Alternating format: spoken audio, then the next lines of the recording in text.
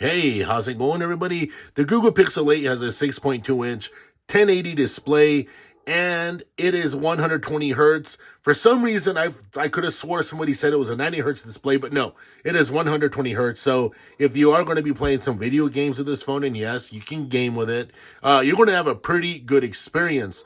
Also, the colors on the display on this Google Pixel 8. It's a very accurate display. What I wanted to say is it's about right in the middle. And now look, you can come over here into the settings display and you can display settings and you can come over here. I want to show y'all something real quick. Come over here, you can choose your colors. I'm using adaptive because I like, a punchy display.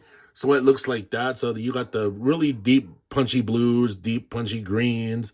The whites look really good, so on and so forth. And what else? Let's see. So if you want to, well, there you go. Here's a good video. You can see the reds look really nice. The skin tones are amazing. You can see like that Christmas tree in the back looks pretty good. Her dark hair. So yeah, it's really good. It's a really good display. But moving on, I wanted to talk about the speakers on this. I think the speakers on this are good, but once again, and look, I'm a tech reviewer, so I have phones to compare it to, and the speakers on the Pixel 8, they're not as good as like the iPhone 15, the iPhone 14, the iPhone 15. They're not as good as the S23 Ultra. It's just the way it is. It's not to say that they're bad. Like if you turn them all the way up, they get kind of funny. But if you like just go, the loudest I'll turn these up right here are 3/4 of the way. And then it sounds just fine, right? But I wanted to move on here.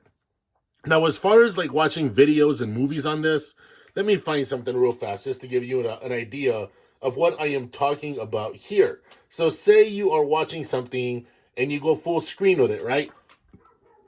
You only have to deal with the hole punch, right? Now, on an iPhone, like the iPhone 15 Pro, you have Dynamic Island, aka Fantasy Island. You got to deal with that, and that's huge.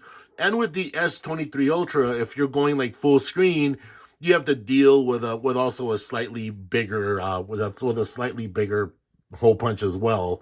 I mean, it's not humongous, but it's there, right? It's something you have to deal with, and it's not a big deal. But I mean, it's not like it's that big of a deal, but it's there. But just that's something that I just want you all to just pay attention to. Like on the S23, it's about the same size, maybe, now that I'm thinking about it. I use so many different phones to get kind of tripped up. I was thinking about the S10 Plus. Yes, I still have that phone, but it's out of the rotation. But anyway, let me get out of here. But the display on this phone right here is pretty good. All right. Next thing I want to talk about is the cellular connectivity. Cellular connectivity on this device right here, it is amazing. Straight up, right?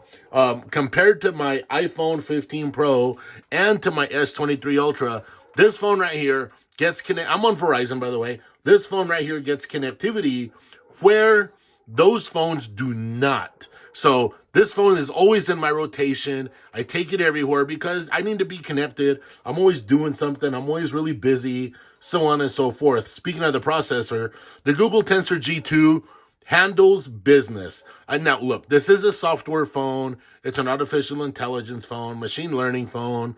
This is a Google phone, straight up. If you're all about the Google services, you're going to love using this device right here. I mean, if that's your thing, then buy a Google Pixel. You'll be happy you did. But the Google Tensor, you can play games. You can do everything that you do in every other phone. You can do it on the Pixel 8. It's not going to be a big deal, all right? It's when they get the job done. This device right here, I have 128 gigabytes of space. Some people say that's not enough. For me, it can be enough. Like with my iPhone 15 Pro, I have 256 gigs because I'm always recording videos and stuff like that. I'm not always recording videos with my Pixel 8, so I'm not really too concerned about having a ton of storage space. I would not get by with 64 gigs anymore, but 128 gigabytes I can get by. All right. Now, as far as this, the battery life on this, battery life is just fine. It has a 4,000. I wanted to say 4,500.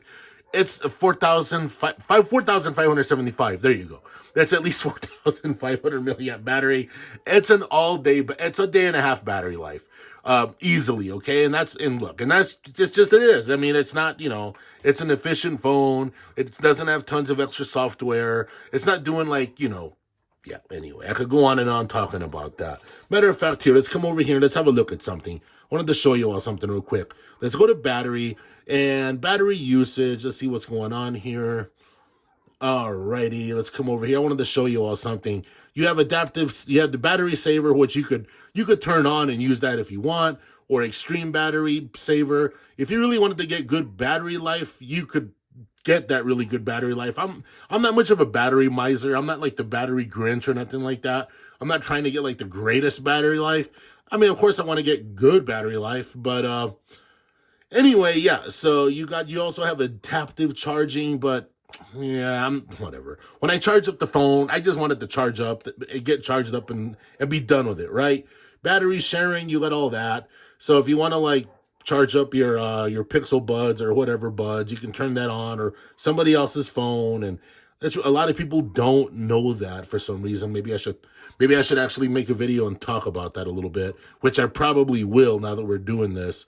All right, but anyway, so that's that. I don't want to like go into this crazy talk about battery life and battery stuff forever and ever and ever. But if you're going to buy this phone, it's a good phone to have. Like I said, watching videos on it is nice. The display is awesome. It's a 1080, 120 hertz. The speakers are just fine.